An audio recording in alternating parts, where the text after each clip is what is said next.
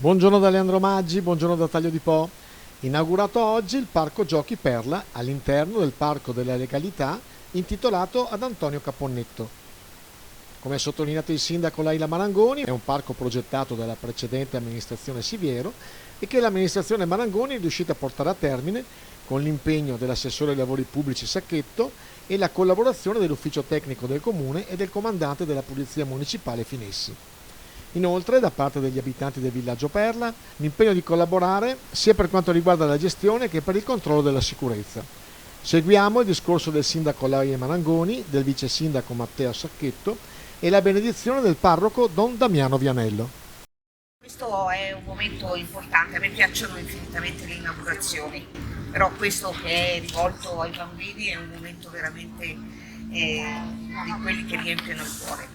Questa è un'opera dell'amministrazione precedente, tengo a sottolinearlo, nel quale noi ci siamo così preoccupati di definirla e seguirne i lavori.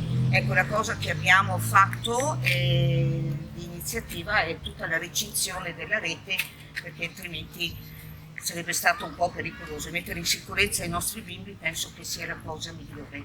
E stiamo condividendo le idee con gli abitanti della zona. Tra l'altro voglio ringraziarli perché si sono anche resi disponibili ad aiutarci a tenere un po' in ordine, perciò grazie intanto a chi si adopererà per questo. In fondo vi adoperate per i vostri bimbi, però è qualcosa che sicuramente aiuta tutta la comunità. Grazie ai tecnici, c'è l'ingegner Mantovani, eccolo, e un grazie poi all'assessore Sacchetto che ha seguito i lavori. E poi lui l'ha fatto anche con un occhio diverso, l'ha fatto da padre, perché avendo dei bambini piccoli sa benissimo quali sono le difficoltà o quali possono essere le cose in aiuto di questi bimbi. E grazie anche a Alessio, Martina e anche a Maurizio che li ho tediati veramente tantissimo perché volevo fosse aperto il prima possibile, ma fosse aperto in sicurezza. Io ho due bambini e insomma a sapere che giocano in un posto sicuro per me era una cosa fondamentale.